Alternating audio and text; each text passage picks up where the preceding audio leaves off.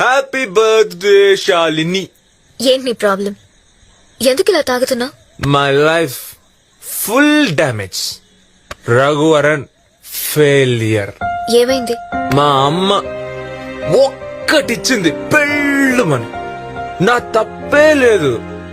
అమ్మ, నాన్న, ఓ తమ్ముడు ముగ్గురు కలిసి నన్ను వెలేశారు. ఎందుకు ఇలా మాట్లాడుతున్నా? అమ్మ కొట్టింది అంతేగా.